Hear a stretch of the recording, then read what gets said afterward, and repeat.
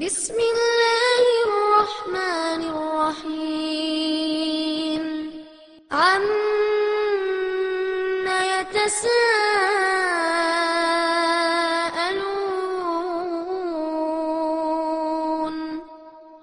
عن النبأ العظيم. இறைநேசத்தை விட்டு பெரிதும் திசை திருப்புவது பணமா பாசமா? பொருளாதாரம் என்கின்ற ஒன்றும் பந்த பாசங்கள் என்கின்ற ஒன்றும் இரண்டுமே மனிதனை ஆட்டி வைக்கக்கூடிய அவன் வாழ்க்கையினுடைய மைய ஆதாரமாக இருந்து கொண்டிருக்கக்கூடிய நிலையில இஸ்லாம் இந்த மனித சமுதாயத்திற்கு என்ன சொல்லுகின்றது? வல்லாஹி லல் ஃபக்ர அக்ஷா அலைக்கும், தோழர்களே உங்களுக்கு வறுமை வந்து விடுமோ என்று நான் பயப்படவில்லை, ஏழ்மை நிலையை அடைந்து விடுவீர்களோ என்று நான் பயப்படவில்லை. வலாக்கின் அக்ஷா அலைக்கும் அன் துபுசத்த அலைக்கும் துன்யா கமா புசித்தத் அலா மன்கான கபலக்கும், உங்களுக்கு முன் வாழ்ந்தவர்களுக்கு எப்படி உலகத்தினுடைய வாய்ப்பு வசதிகள் விசாலமாக்கப்பட்டு அவர்கள் எப்படி அதற்காக போட்டி போட்டு அழிந்து போனார்களோ அதுபோல செல்வத்தின் மீது போட்டி போட்டு நீங்கள் அழிந்து போவீர்களோ என்று நான் பயப்படுகிறேன். யாரை பார்த்து? எந்த சகாபாக்கள் இறைவனுடைய திருப்திக்காக உயிரையும் பொருளாதாரத்தையும் வாரி வழங்கினார்களோ அவர்களை பார்த்து அல்லாஹ்வுடைய தூதர் அவர்கள் சொன்ன ஸ்டேட்மெண்ட் இது. உங்களை எது திசை திருப்பும்? உங்களுடைய நேரான பாதையை விட்டு உங்களை எது மாற்றும்? இந்த பணம் மாற்றும்னு ரசூலா சொல்லிட்டாங்க. இப்படிப்பட்ட நபிகளாருடைய செய்திக்கு மாற்றமாக கண்டிப்பா நம்ம நடுவரவங்க தீர்ப்பு சொல்ல மாட்டாங்கன்ற ஒரு நம்பிக்கையில இந்த ஒரு விஷயத்தை சொல்லிக்கிறோம். மன்கான மின்கும் யஅபுது முஹம்மதன், யார் உங்களில் இந்த முஹம்மதை வணங்கினீர்களோ, ரசூலுல்லாவை வணங்க கூடாது, ரசூலுல்லாவை பின்பற்ற வேண்டும், அவர்கள் சொன்ன அடிப்படையை நாம் எடுத்து நடக்க வேண்டும். அதுதான் இறை நேசத்தினுடைய மிக முக்கியமான அம்சமாக இருக்கிறது. எது அந்த நிலைக்கு அவங்களை கொண்டு போகுது அப்படின்னு கேட்டா, அல்லாஹ்வுடைய தூதர் நபிகளார் மீது வைத்திருந்த அந்த நேசம் அவர்களை ஒரு கணம் அல்லாஹ்வுடைய தூதர் நபிகளாரையே வணங்கக்கூடிய இடத்தில் கொண்டு வந்து நிறுத்துகிறது. அஸ்ஸலாமு அலைக்கும் வரஹ்மத்துல்லாஹி வபரகாத்துஹு. அளவற்ற அருளாளனும் நிகரற்ற பேரன்புடையனும் ஆகிய எல்லாம் அல்ல அல்லாஹ்வை போற்றி புகழ்ந்தவனாக ஆரம்பம் செய்கின்றேன். தமிழ்நாடு தௌஹீத் ஜமாத் திருவள்ளூர் கிழக்கு மாவட்டம் நடத்தக்கூடிய மார்க்க விளக்க பட்டிமன்ற கூட்டத்திலே நாம் எல்லாம் இங்கு திரளாக ஒன்று குழுமி இருக்கின்றோம். இறை நேசத்தை விட்டு பெரிதும் திசை திருப்புவது பணமா பாசமா என்கின்ற தலைப்பில பட்டிமன்றம் நடைபெற இருக்கின்றது. ஒரு மனிதனுடைய வாழ்க்கையில பெரிதும் இன்றியமையான ஒன்றாக பொருளாதாரமும் பாசமும் நிலவுகின்ற காட்சியை நாம பார்க்கின்றோம். மனிதன் என்பவன் தேவையுடையவனாக இருக்கின்றான். ஒரு மனிதனுக்கு உணவு, உடை, இருப்பிடம், திருமணம், இல்லற வாழ்க்கை, வீடு, தொழில், இது போன்ற அவனை சுற்றி இருக்கக்கூடிய ஒவ்வொரு பட்சம் மீதும் அவன் தேவையுடையவனாக இருக்கின்றான். அந்த தேவை அவனுக்கு கிடைக்கும் பட்சத்தில் அவனுடைய வாழ்க்கை நிம்மதியான ஒரு பாதையை நோக்கி சென்று கொண்டிருக்கின்றது. ஒரு காலம் அந்த தேவை தடைப்படும் என்று சொன்னால் அவன் நிம்மதி இழந்தவனாக அவனுடைய வாழ்வை கழிக்கக்கூடிய சூழல் ஏற்படுகின்றது. அதே சமயத்தில் அவனுடைய தேவை அவனுக்கு தன்னிறைவாக கிடைக்கும் என்று சொன்னால், அவன் விரும்பிய வாழ்க்கையை அவன் அடைந்து விடுவான் என்று சொன்னால், ஒரு மன மகிழ்ச்சியோடு சந்தோஷத்தோடு ஒரு வாழ்க்கையை அவன் சந்திக்கின்றான். இந்த நிலையில மனித வாழ்க்கைக்குண்டான தேவைகளை பெரும்பாலும் பூர்த்தி செய்யக்கூடிய ஒன்றாக ஒரு பக்கம் பொருளாதாரம் என்கின்ற ஒன்று இருக்கின்றது. நாம் மேற்சொன்ன பல விஷயங்களில இல்லற வாழ்க்கையில குடும்பம், குழந்தைகள், அந்த வீட்டுக்கு தேவையான உணவுகள், ஒரு கரண்ட் பில்லு கட்டுறது, வாடகை கட்டுறது, இது மாதிரி பல்வேறு விதமான தேவைகளையும் பூர்த்தி செய்யத்தக்க ஒரு விஷயமாக ஒரு பக்கம் பொருளாதாரம் என்கின்ற ஒன்று இருக்கின்றது. பொருளாதாரத்தை தன்னுடைய வாழ்க்கையினுடைய அடித்தளம், இது தேவையான ஒன்று என்று மனிதன் உணர்ந்து கொண்ட காரணத்தினால் அதை நோக்கி மனித சமுதாயம் இன்றைக்கு சம்பாதிக்க வேண்டும் என்ற நோக்கத்துல விரைந்து செல்லுகின்ற காட்சியை நாம பார்க்கின்றோம். அதே சமயத்துல பொருளாதாரத்தை ஒருவன் நிரம்ப சம்பாதித்தாலும் கூட ஒரு கட்டத்தில அவனுக்கு குடும்ப உறுப்பினர்கள் அந்த பொருளாதாரம்லாம் எதுக்கு என்ற ஒரு கேள்வி வந்தால், அந்த பொருளாதாரத்தை வைத்து கொண்டு தன்னுடைய குடும்பத்தில் இருக்கக்கூடிய தன்னுடைய தாய், தந்தை, தன்னுடைய குழந்தைகள், மனைவி, இவர்கள் சந்தோஷமாக இருக்க வேண்டும், இவர்கள் நிம்மதியாக மன மகிழ்ச்சியான ஒரு வாழ்க்கையை வாழ வேண்டும், அவர்களுடைய சந்தோஷத்துக்காகத்தான் இந்த பொருளாதாரத்தையே நான் சம்பாதிக்கின்றேன் என்று அந்த பந்த பாசங்களுக்கு முன்னுரிமை கொடுத்து இந்த பொருளாதாரத்தை மனிதன் ஒரு கட்டத்தில் திரட்டுகின்ற காட்சியை நாம பார்க்கின்றோம். ஒருவனுக்கு குடும்பமே இல்லை என்கின்ற ஒரு நிலைமை ஏற்பட்டால் அப்ப பொருளாதாரத்தை சம்பாதிப்பது எதற்கு என்கின்ற கேள்வி அவனுக்குள்ள ஏற்பட்டு விடுகின்றது. அதே சமயத்துல பொருளாதாரமே இல்லை என்கின்ற ஒரு நிலைமை ஏற்பட்டு விட்டது என்று சொன்னால் அவன் குடும்பம் நடத்துவது என்பது சிரமமான ஒன்றாக ஆகிவிடுகின்றது. அப்ப பொருளாதாரம் என்கின்ற ஒன்றும் பந்த பாசங்கள் என்கின்ற ஒன்றும் இரண்டுமே மனிதனை ஆட்டி வைக்கக்கூடிய அவன் வாழ்க்கையினுடைய மைய ஆதாரமாக இருந்து கொண்டிருக்கக்கூடிய நிலையில இஸ்லாம் இந்த மனித சமுதாயத்திற்கு என்ன சொல்லுகின்றது? ஒருவன் ஈமான் கொண்ட பின்னால், இறை நம்பிக்கை கொண்ட பின்னால், உலகத்திலே இருக்கக்கூடிய அனைத்தையும் விட, அனைவரையும் விட அவன் அல்லாஹுவையும் அல்லாஹ்வுடைய தூதரையும் நேசிக்காத வரையில அவன் ஈமானுடைய சுவையை உணர்ந்தவனாக ஆக மாட்டான் என்று நபிகள் நாயகம் ஸல்லல்லாஹு அலைஹி வஸல்லம் அவர்கள் சொல்லி காட்டினார்கள். 3 தன்மைகளை சொன்னார்கள். அதில் முதலாவது தன்மையாக அல்லாஹ்வுடைய தூதர் இதைத்தான் சொல்லி காட்டுகின்றார்கள். அப்போ ஒரு மனிதன் இறை நேசத்திற்குத்தான் முன்னுரிமை கொடுக்க வேண்டும். அந்த இறை நேசத்திற்கு தடையாக, இடையூறாக எந்த ஒரு நேசம் வந்தாலும் அந்த நேசத்தை எல்லாம் தூக்கி எறிந்துவிட்டு இறை நேசத்துக்கு அவன் முன்னுரிமை கொடுப்பானே ஆனால் அப்பொழுதுதான் அவன் இறை கட்டளைக்கு கட்டுப்பட்டு நடக்க முடியும் என்கின்ற காரணத்தினால் இந்த இலக்கணத்தை இஸ்லாம் நமக்கு சொல்லி காட்டுகின்றது. எனவே இந்த பட்டிமன்றத்தில இறை நேசத்தை விட்டு பெரிதும் திசை திருப்புவது பணமா பாசமா என்கின்ற தலைப்பு கொடுக்கப்பட்டிருக்கின்றது. சமுதாயத்திற்கு தேவையான ஒரு தலைப்பாக இது இருக்கின்ற காரணத்தினால் இந்த தலைப்பு குறித்து 2 அணிகளும் இப்பொழுது அவருடைய வாதங்களை அழகிய முறையில எடுத்து வைப்பார்கள். இறை நேசத்தை விட்டு பெரிதும் திசை திருப்புவது பணமே என்கின்ற தலைப்பில சகோதரர் சல்மான் எம்ஏசி அவர்கள் தங்களுடைய வாதங்களை இப்பொழுது எடுத்து வைப்பார்கள். இறை நினைவை விட்டும் திசை திருப்பக்கூடிய காரியங்களில் பெரிதான காரியம் பணம்தான் என்ற தலைப்பின் கீழே எங்களுடைய அணியின் சார்பாக அந்த கருத்துக்களை நாங்கள் எடுத்து வைக்க வந்திருக்கிறோம். பொதுவாக நடுவர் அவர்களே, சொல்லுங்க ஐயா. தமிழ்ல ஒரு பழமொழி சொல்லுவாங்க, உங்களுக்கு தெரிஞ்சிருக்குன்னு நினைக்கிறேன். சொல்லுங்க, தெரிஞ்சுக்குவோம். கைப்புண்ணுக்கு கண்ணாடி தேவையில்லைன்னு சொல்லுவாங்க இல்லையா? நிறைய பட்டிமன்றத்தை பேசின மாதிரி தெரியுது. இல்ல, இது இப்போதைக்கு இந்த பட்டிமன்றம் சொல்லிக்கிறேன். அது என்னன்னு சொன்னா, தெளிவா இருக்கக்கூடிய ஒரு விஷயத்துக்கு மேலும் மேலும் அதற்கு ஆதாரங்களோ சான்றுகளோ தேவையில்லை. கைப்புண்ணுக்கு எதுக்கு கண்ணாடி? பார்த்தா தெரியுது, இதுதான் அதனுடைய யதார்த்தம். அப்ப தலைப்பே நமக்கு என்ன சொல்லுதுன்னு கேட்டா, இறை நினைவை விட்டு திசை திருப்பக்கூடிய காரியங்களில் பாசமும் இருக்குது, அதை நம்ம மறுக்கல. பெரிதும் திசை திருப்பக்கூடிய காரியம் எது என்று கேட்டால் அது பணம் தான். அதுல எந்த விதமான மறுக்க வேண்டிய சந்தேகத்திற்கு இடமளிக்கக்கூடிய எந்த ஒரு அம்சமும் அதுல கிடையாது. எந்த அளவுக்குன்னு சொன்னா, நடைமுறையில நாம் சந்திக்கக்கூடிய யதார்த்தமான விஷயங்களை நீங்கள் எடுத்து பார்த்தாலே எங்கள் அணியினுடைய கருத்து, நாங்கள் சொல்ல வரக்கூடிய செய்தி எந்த அளவுக்கு வலுமிக்கது, எந்த அளவுக்கு உறுதியானது என்பதை நீங்கள் புரிந்து கொள்ளலாம். நடுவர் அவர்களே, தொழுகை என்பது இறைவனுடைய திருப்தியை பெற்றுத்தரக்கூடிய காரியம் தானே? ஆமாவா இல்லையா? உங்களுக்கு அதுல எந்த சந்தேகமும் இல்லைல்ல? இல்ல.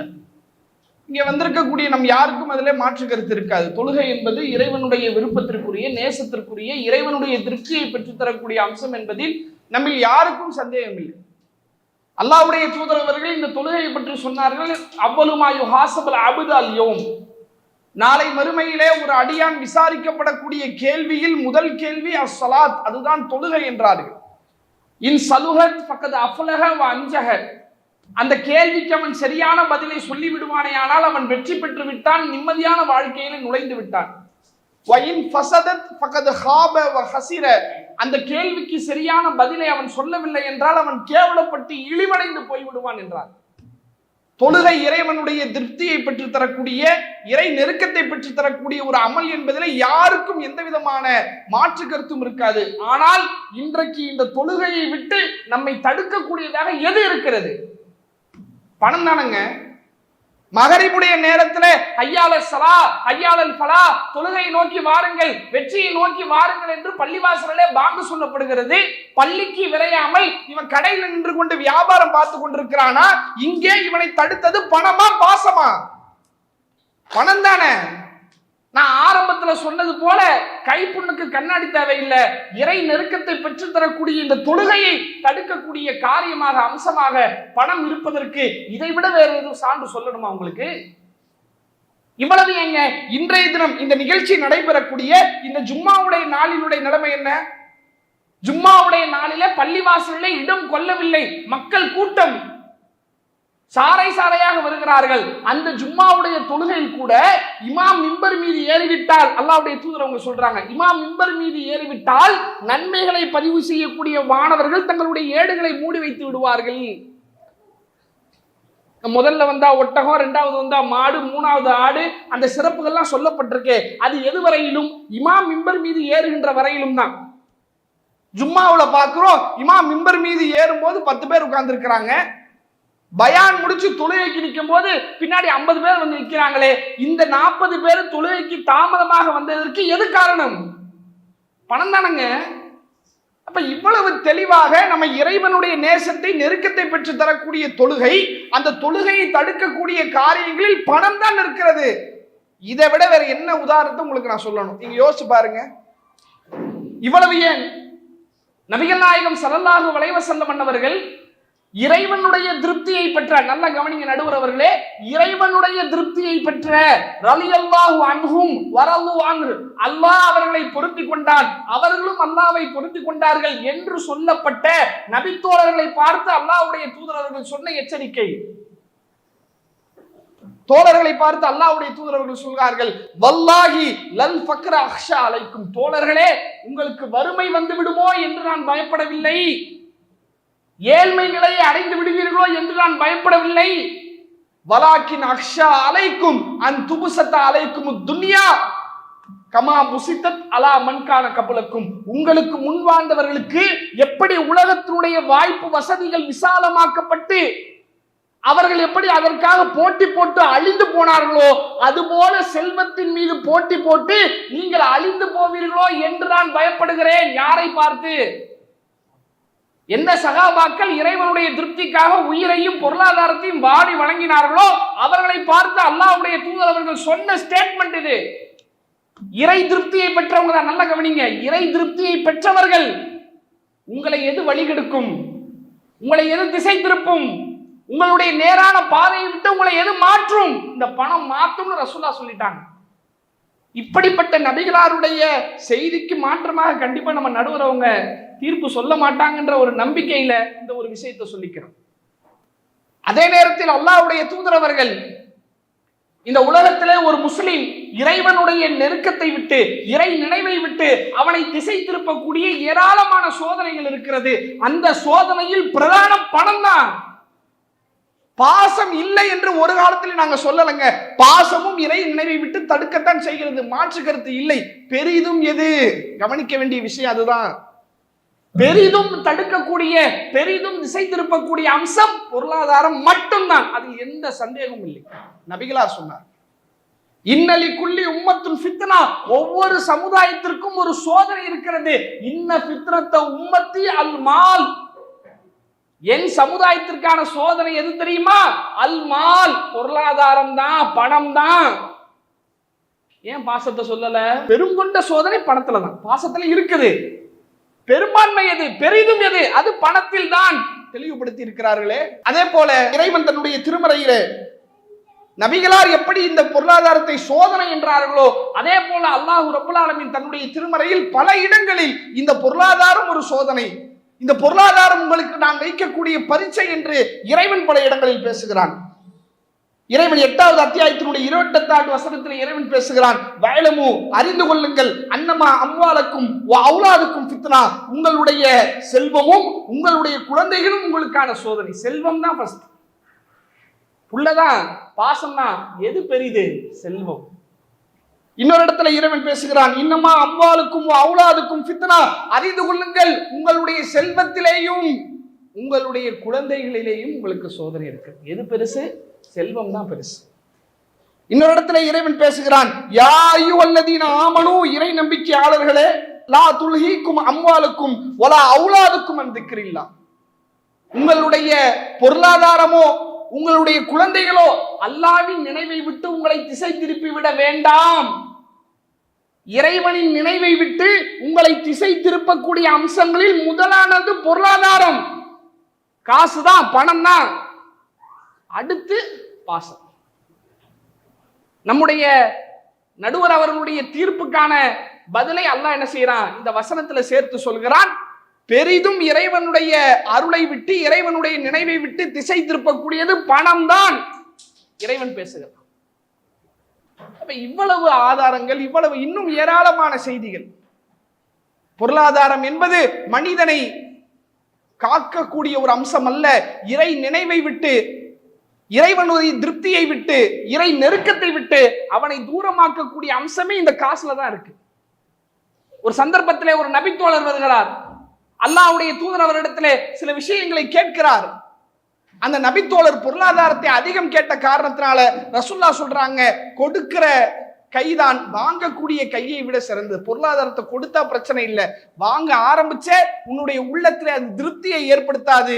அந்த பேராசை இறைவனுடைய திருப்தியை நீ பெறுவதை விட்டு உன்னை தடுக்கக்கூடிய அம்சமாக மாறிவிடும் என்று அல்லாஹ்வுடைய தூதர் அவர்கள் எச்சரித்தார்.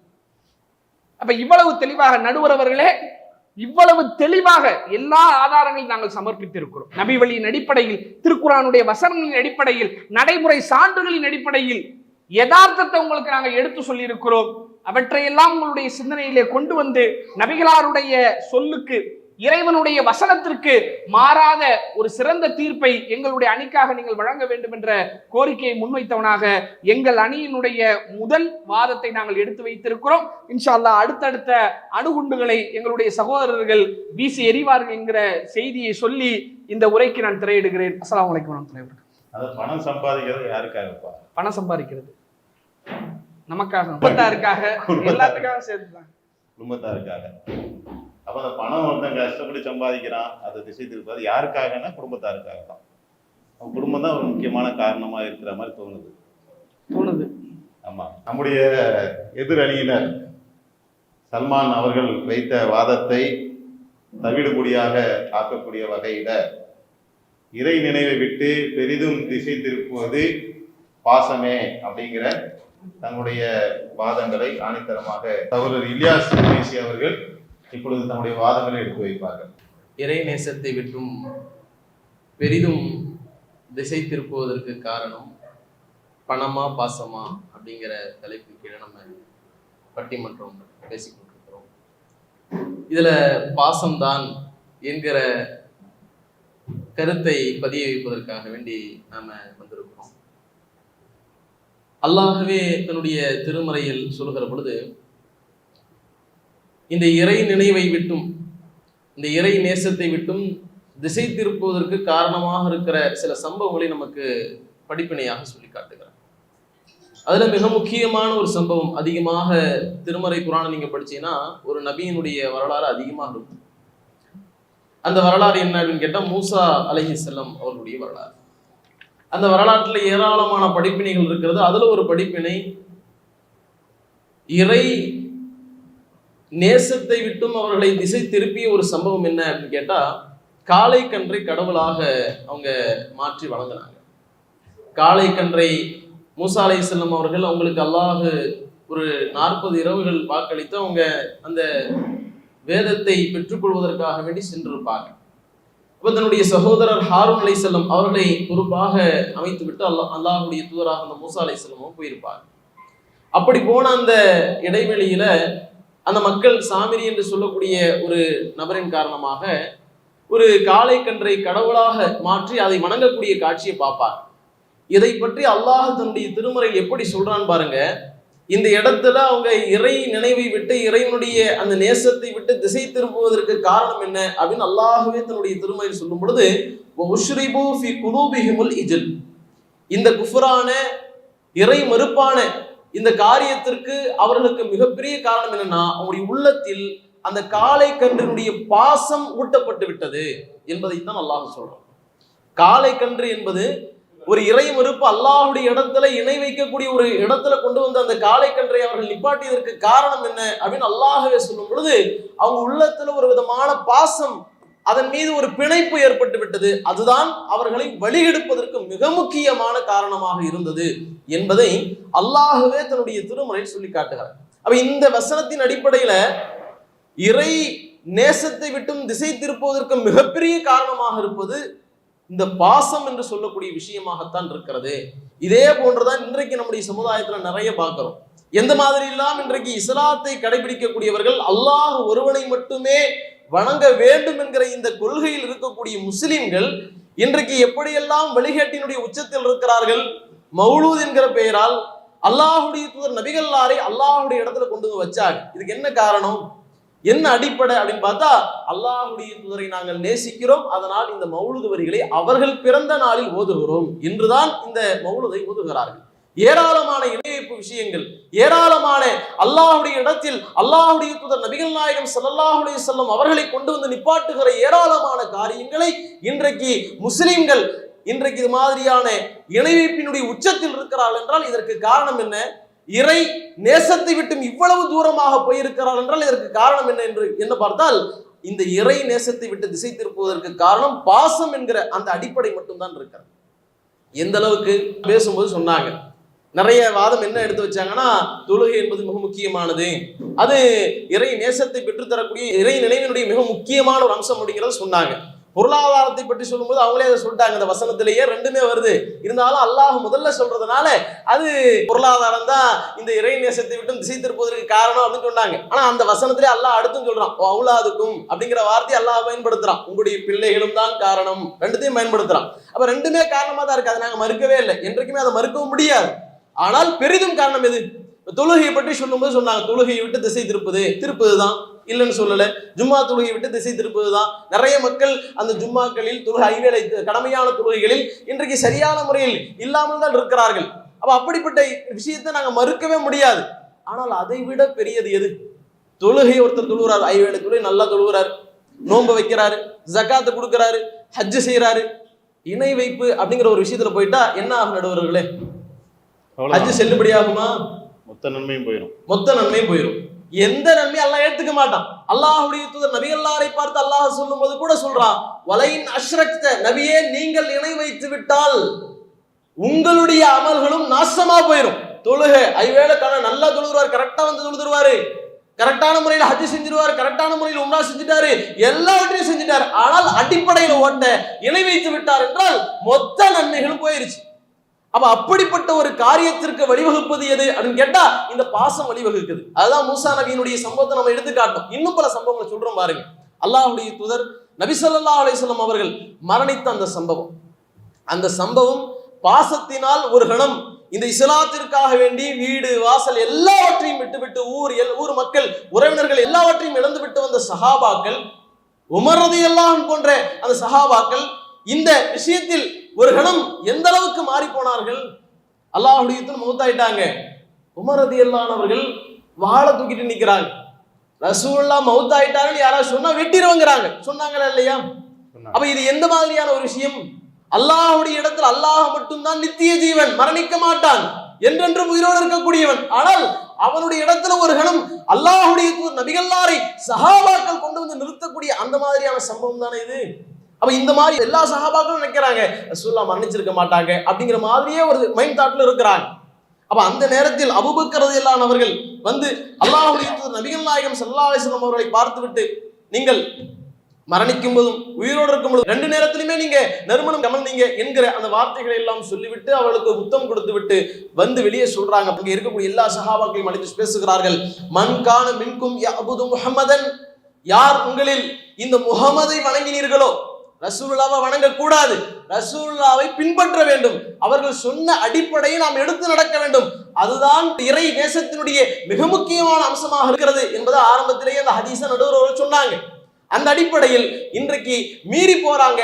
அது எதை மீற வைக்குது, எது அந்த நிலைக்கு அவங்களை கொண்டு போகுது அப்படின்னு கேட்டா, அல்லாஹ்வுடைய தூதர் நபிகள்லார் மீது வைத்திருந்த அந்த நேசம் அவர்களை ஒரு கணம் அல்லாஹ்வுடைய தூதர் நபிகள்லாரையே வணங்கக்கூடிய இடத்தில் கொண்டு வந்து நிறுத்துகிறது. அப்படி நிறுத்தக்கூடிய நேரத்தில் சொல்றாங்க, உங்களில் யார் இந்த முஹம்மதை வணங்கக்கூடியவர்களாக இருக்கிறார்களோ அவர்கள் விளங்கிக் கொள்ளுங்கள், முஹம்மதன் கதுமாத், இந்த முஹம்மது மரணித்து விட்டார், இந்த முஹம்மது மௌத்தா போயிட்டாரு. வமன்கான மின்கும் யஅபுதுல்லாஹ், உங்களில் யார் அல்லாஹ்வை வணங்கக்கூடியவர்களாக இருந்தீர்களோ அவர்கள் புரிந்து கொள்ளுங்கள், ஃபஇன்னல்லாஹ ஹய்யுன் லா யமூத், அல்லாஹ் என்றென்றும் உயிரோடு இருக்கக்கூடியவன், அவன் மரணிக்கவே மாட்டான். கொள்கையை நிலைநாட்டினாங்க, அந்த கொள்கையை சொன்னாங்க. இன்னும் சில வசனங்களை ஓதி காட்டினார்கள். வமா முஹம்மதுன் இல்லா ரசூல் கத் ஹலத் மின் கப்லிஹி ருசூல், இந்த முஹம்மது தூதரை தவிர வேறு எதுவும் இல்லை, இவருக்கு முன்பாக ஏராளமான தூதர்கள் வந்துவிட்டு சென்று விட்டார்கள். அஃபைன் மாத்த குதில, இந்த முஹம்மது மரணித்து விட்டால் அல்லது கொல்லப்பட்டு விட்டால், இன்கலப்தும் அலா ஆகாபிக்கும், நீங்கள் வந்த வழியிலேயே சென்று விடுவீர்களா, அல்லாஹ்வுடைய மார்க்கத்தை விட்டு விடுவீர்களா என்கிற இந்த வசனங்களை எல்லாம் ஓதி காட்டுறாங்க. சஹாபாக்கள் நினைக்கிறாங்க, அப்பதான் உங்களுக்கு அந்த வசனம், இப்படி ஒரு வசனம் இருக்கிறதுங்கிறது அப்பதான் எங்களுக்கு நினைவிலே வந்துச்சு என்று சஹாபாக்கள் சொல்றாங்க. ஒரு கணம் உமர் ரலியல்லாஹு அன்ஹு அவர்கள் நிற்க முடியாம கால்கள் தடுமாறி அப்படியே அமர்ந்து விடுகிறார்கள். அவர் கையில் இருந்த வாள் நழுவி விழுகிறது. அவர்கள் அப்பொழுதுதான் சொல்றாங்க, இப்பதான் நான் புரிஞ்சுக்கிட்டேன் அப்படிங்கிற அந்த வார்த்தை எல்லாம் சொல்கிறார்கள் அப்படிங்கிற அந்த செய்திகளை பார்க்கும். அப்ப இந்த இடத்துல இணை வைப்பு என்கிற பாதக செயல் இன்றைக்கு முஸ்லிம்கள் மௌலுத் என்கிற பெயரால், அதே மாதிரி முஹைதீன் மௌலுத் என்கிற பெயரால் இந்த ரபியுல் ஆஹிர் மாதம் ஓதுனாங்க. இதுல அப்துல் காதர் ஜீலானி என்று சொல்லக்கூடிய ஒரு அடியார், அவர் நல்லடியார் என்று சொல்லி அவரை பற்றி ஏராளமான கட்டுக்கதைகள், ஏராளமான விஷயங்கள், அல்லாஹ்வுடைய இடத்துல கொண்டு போய் நிறுத்தக்கூடிய பல்வேறு விதமான அம்சங்களை கொண்டு வந்து இந்த மாதத்துல முஹைதீன் மௌலுத் ஓதுனாங்க.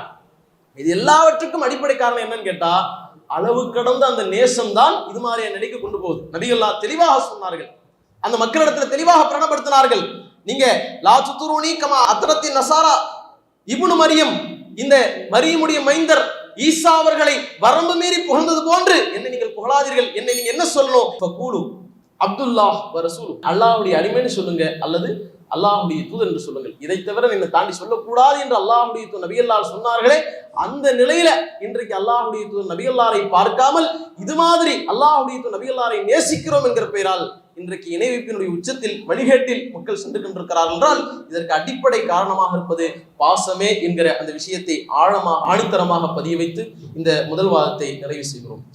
இறை தேசத்தை விட்டு பெரிதும் திசை திருப்புவது பணமே என்கின்ற அடிப்படையில சல்மான் எம்ஏசி அவர்கள் தொழுகையை விடுவதற்கும், வாரத்துக்கு ஒரு முறை நடக்கக்கூடிய ஜும்மாவை கூட சமுதாயத்துல பெருவாரியான பேர் உரிய நேரத்துல விட்டு விலகுவதற்கும் காரணமாக இருப்பது பொருளாதார ஆசையே என்பதை குர்ஆனுடைய வசனங்களை கொண்டு அழகான முறையில் எடுத்து விவரித்திருந்தார்கள்.